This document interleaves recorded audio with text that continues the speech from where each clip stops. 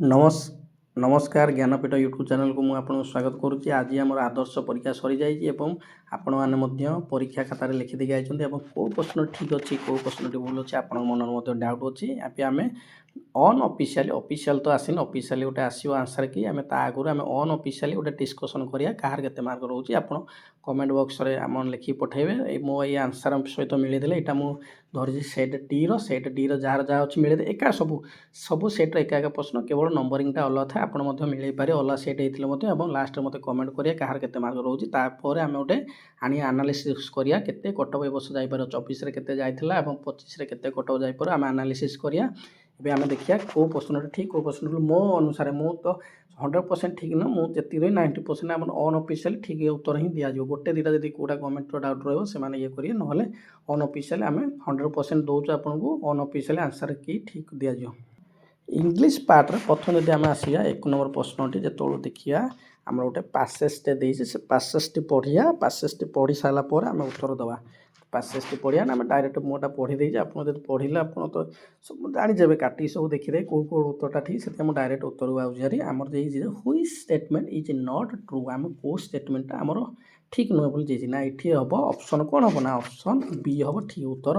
यदि एक्सप्लेनेशन करा कहले एक्सप्लेनेशन कले वीडियोटा लंबा हो मुझे करूनी जो एक्सप्लेनेशन आप निहाती दरकार मुझे करूँ dolphin do not like human being है डॉल्फिन ह्यूमन बीइंग को लाइक करते से यहाँ 1 नंबर बी आंसर जो मैंने ठीक उत्तर हम। सेकेंड उत्तरटे आम दवा सेकेंड प्रश्न रहा डॉल्फिन ब्रेथ थ्रू कौटी रुहे ना ए होल उत्तर कौन हम ना उत्तर हम B number sorry A answer ठीक उत्तर हम जी ए मारिच से 1 नंबर निहाती ठीक हम डॉल्फिन।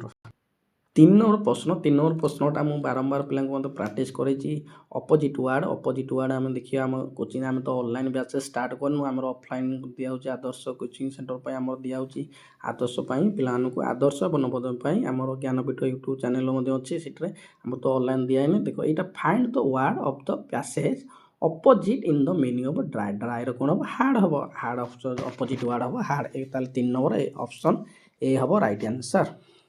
तापर देखिया 4 नंबर कौन कही what do dolphin eat dolphin कौन खाती ना फिश खाती एटा हम डी ऑप्शन डी हम राइट आंसर है।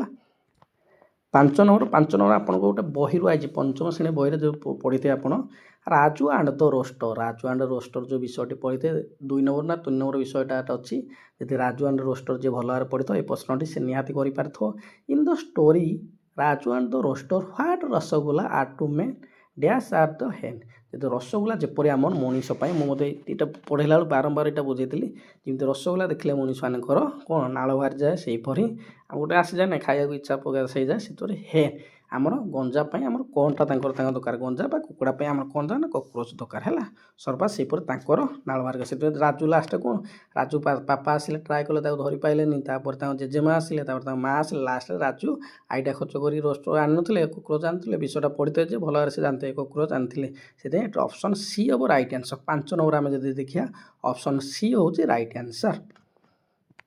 माई father said ate puri dash a week बापा स्थिर कले कौन आट ये कौन लगे फर कत आमर फर तो लगे आमर कौन लगे इन ना अन ना आट ये थे आट लगी डबल आट लगे गोटे पासेज आमर डबल आट लगे है गोटे थर लगी जाए आट मैंने डबल गोटे सेन्टेन्स आमर डबल आट लगे पूरी गति आम इन ही बस ये कौन बस इन ताल ऑप्शन बी जो मैंने मारी से राइट आंसर मारी।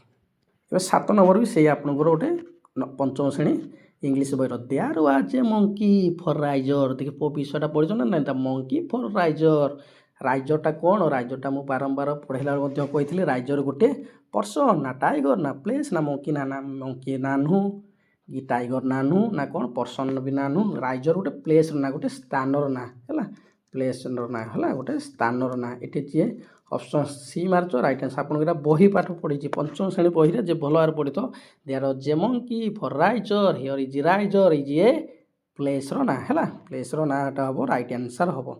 आपण मैंने बारंबार देखिए आम क्लास रे आम डिटेल्स बुझा इंग्लिश हो आमर हिस्ट्री हो आमर पॉलिटिकल साइंस हो मैथ हो जहाँ आम टिके छुआ बुझाऊँ से आम देखूँ आप निहाती आपड़ी आम ऑनलाइन बैच ने आर वर्ष next year per देखुँ online batch बोधे स्टार्ट कर चेष्टा करूँ देखिए केते संभव हो पार हाँ ए देखिए 8 नंबर प्रश्न The fox asks some question to crow.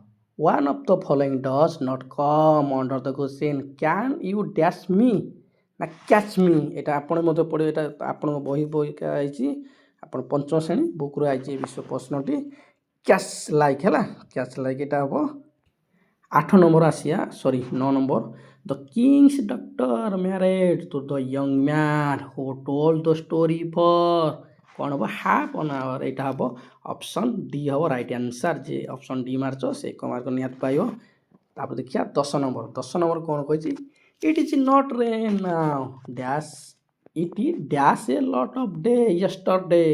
ୟେଷ୍ଟରଡେ ଲାଗିଗଲା ମାନେ ଗତକାଲି ହେଇଗଲା, ଗତକାଲି ହେଇଗଲା ମାନେ ଏଇଟା କ'ଣ ବୁଝିଲା ନା ସାର୍ ପାଷ୍ଟକୁ ବୁଝିଲା। ପାଷ୍ଟ ବୋଲେ ରେନ୍, ଏଇଟା ହେବ ଅପସନ୍ ବି ଯେ ମାରିଛି ରାଇଟ୍ ଆନ୍ସର୍ ହେବ ଏଇଟା ପାଷ୍ଟ। ତାହେଲେ 11 ନମ୍ବର ପ୍ରଶ୍ନ ଆମେ ଦେଖିବା। 11 ନମ୍ବର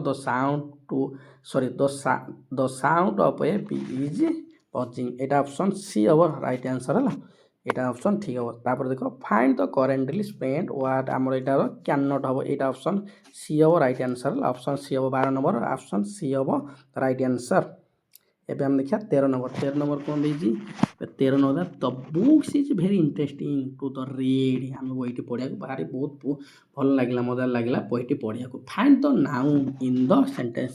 ଆପଣଙ୍କୁ ବାରମ୍ବାର କହିଛି ନାଉନ୍ ଅର୍ଥ ହେଉଛି ଆମର କ'ଣ ହେଉଛି ନା ବିଶେଷ୍ୟ।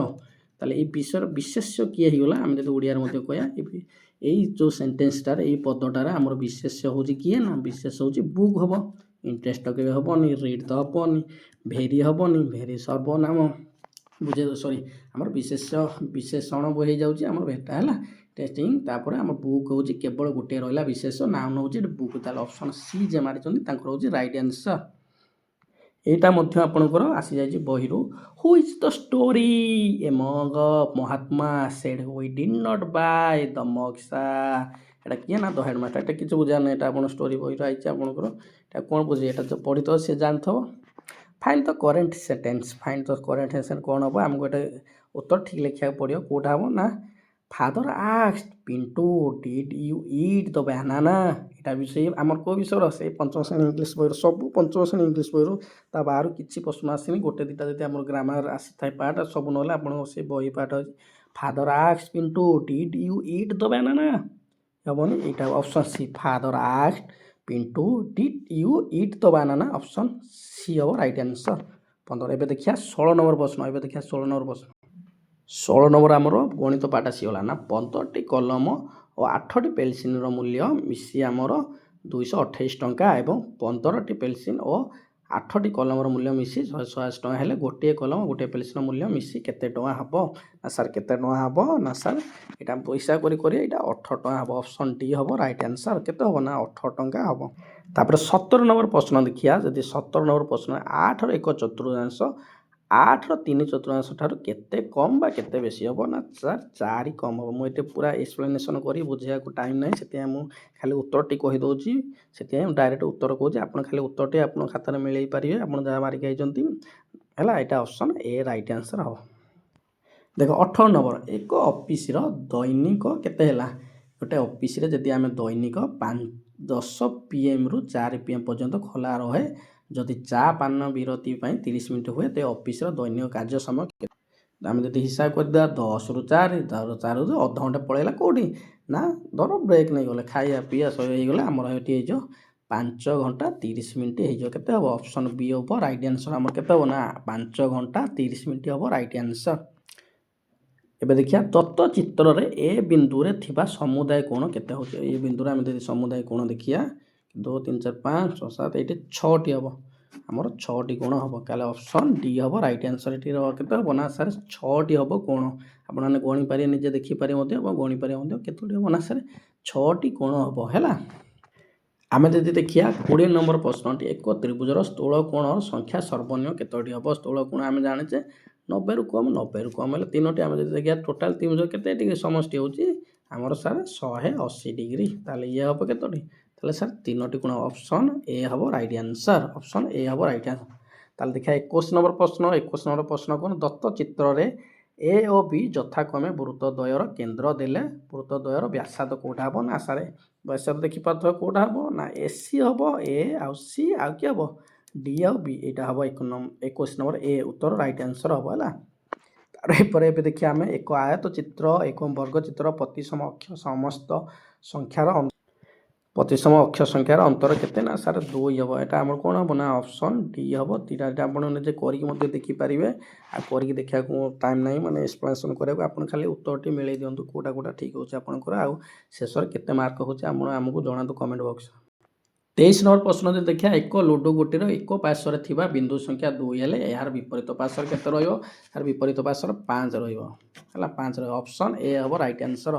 ଦତ୍ତ ଚିତ୍ରରେ ଏଇଟା ପୁରା ଡିଟେଲ୍ସ ଆପଣ ଯଦି କରିକି ବୁଝିପାରିବେ। ଯଦି ମୁଁ ଡାଇରେକ୍ଟ ଆନ୍ସର୍ କହିଦେଉଛି ଅପସନ୍ ସି ହେବ, ସରି ଅପସନ୍ ସି ନାଇଁ ଅପସନ୍ ବି ହେବ ରାଇଟ୍ ଆନ୍ସର୍। ଅପସନ୍ ଡି ବି ହେବ ରାଇଟ୍ ଆନ୍ସର୍। କେତେ ହେବ ନା 46 ସେମି ହେବ ରାଇଟ୍ ଆନ୍ସର୍। ଆପଣମାନେ 25 ନମ୍ବର ପ୍ରଶ୍ନ ଯଦି ଦେଖିବା ଏକ ଆୟତକାର କାଗଜ ଫର୍ଦ୍ଦର ଦୈର୍ଘ୍ୟ 7 ସେମି ଆଉ ପ୍ରସ୍ଥ ହେଉଛି 5 ସେମି। ଏଥିରୁ 2 ସେମି ଦୈର୍ଘ୍ୟ ବିଶିଷ୍ଟ କେତୋଟି କର୍ଡ଼ବୋର୍ଡ଼ କାଗଜ ଖଣ୍ଡ କଟାଯାଇପାରିବ? ସାର୍ 8ଟି ବୋର୍ଡ଼ ଆମେ କାଟି ପାରିବା। ଅପସନ୍ ଏ ହେବ ରାଇଟ୍ ଆନ୍ସର୍।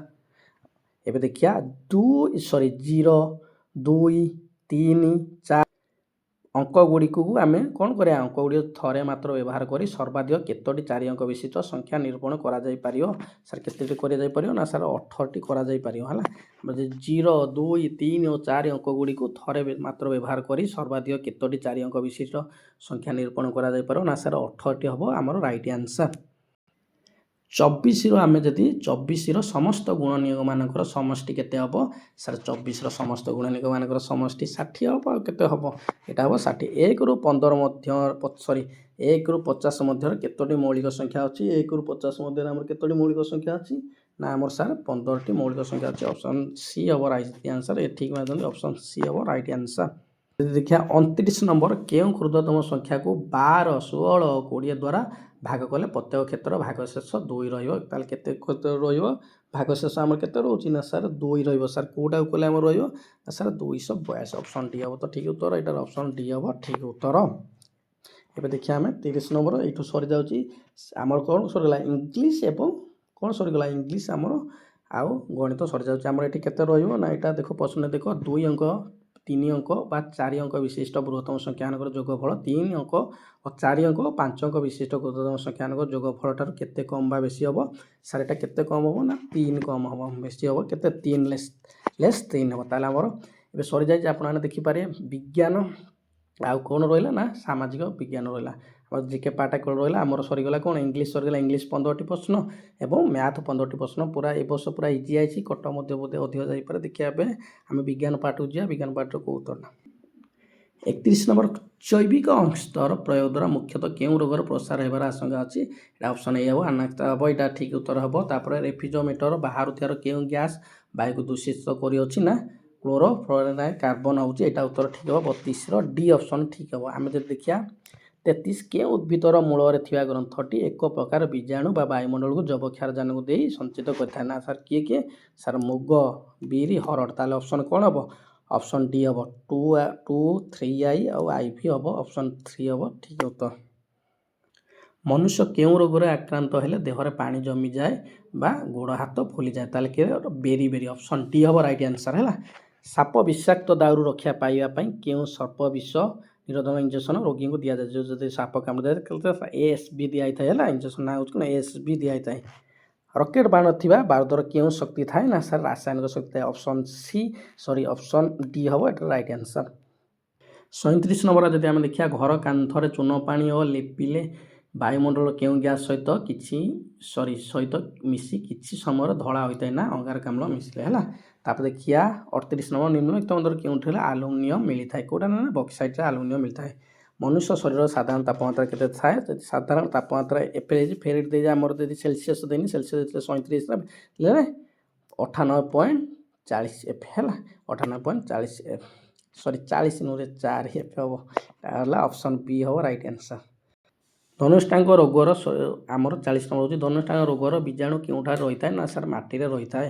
ନିମ୍ନଲିଖିତ ମଧ୍ୟରୁ କେଉଁଥିରେ ଜୈବିକ ସାର ପ୍ରସ୍ତୁତ କରାଯାଇପାରିବ? ତାହେଲେ ଦେଖିବା ଯଦି 41 ନମ୍ବର ନିମ୍ନଲିଖିତ ମଧ୍ୟରୁ କେଉଁଥିରେ ଜୈବିକ ସାର ପ୍ରସ୍ତୁତ କରାଯାଇପାରିବ? ନା ସାର୍ ଗୋଶାଳା ଆବର୍ଜନାରେ ଆମେ ଜୈବିକ ସାର ପ୍ରସ୍ତୁତ କରିପାରିବା। ତାପରେ ଦେଖିବା 42 ନମ୍ବର ହାଡ଼ଫୁଟି ରୋଗର ଭୂତାଣୁ ସୁସ୍ଥ ବ୍ୟକ୍ତିକୁ କିପରି ସଂକ୍ରମିତ ହୋଇଥାଏ? ନା ସାର୍ କିପରି ହେଇଥାଏ? ଯଦି ହାଡ଼ଫୁଟି ହେଇଥିଲା ପ୍ରତ୍ୟେକ ଯଦି ଆମେ ତାକୁ ଛୁଇଁବା ପ୍ରତ୍ୟେକ ଶୋଷରେ ଆସିଲେ ବା ବାୟୁ ମାଧ୍ୟମରେ ହେଇଥାଏ। ତାହେଲେ ଅପସନ୍ ଆଇ 2i ଠିକ୍ ହେବ ତାହେଲେ ଅପସନ୍ ଏ ହେଉଛି ଏଟାର ଠିକ୍ ଉତ୍ତର ହେବ। ପ୍ରତ୍ୟେକ ବର୍ଷ ଆସିଲେ ବାୟୁ ମାଧ୍ୟମରେ ମଧ୍ୟ ଆସିଲେ ହେବ। ତାହେଲେ ଏବେ